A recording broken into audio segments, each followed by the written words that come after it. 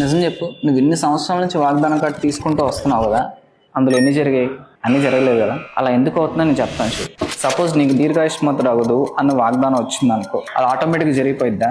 దాని పైనే ఉంటుంది, నీ తల్లిని తండ్రిని సన్మానిస్తేనే అని ఉంటుంది. ఆ కింద వచనంలో నుంచి దాని గురించి చెప్తారు చూడు. ఇది వాగ్దానంతో కూడిన ఆజ్ఞల్లో మొదటిది. అంటే ఏంటి? ప్రతి వాగ్దానానికి ముందేముంటుంది? ఆజ్ఞ ఉంటుంది అని క్లియర్గా చెప్తున్నారు. మనం ఏమనుకుంటాం, ఇలా వాగ్దానం చేయంగా అలా ఆశీర్వాదాలు వచ్చేయాలని అనుకుంటాం. కానీ బైబిల్ ఏం చెప్తుంది? ప్రతి వాగ్దానానికి ముందే ఉంటుంది, కండిషన్ ఉంటుంది అని చెప్తుంది. ఇక్కడ చూడండి, కాగా క్రీస్తు యేసు మహిమలో ప్రతి అవసరం తీర్చబడిన అని ఉంటుంది. అంటే ఈ వాగ్దానం రాగాలని అవసరాలను తీర్చబడతాయా?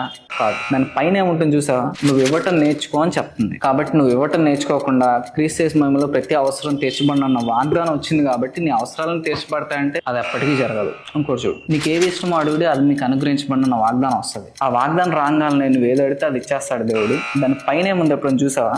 నాయన మీరు మీ అందరూ నా మాటను నిలిచి ఉంటేనే అని ఉంటుంది. అంటే ఆయన చెప్పింది చేస్తేనే నువ్వు ఏది అడిగినా ఇస్తాడు దేవుడు. కాబట్టి ఇప్పుడు అర్థమైంది కదా, ప్రతి వాగ్దానానికి ముందేముంటుంది?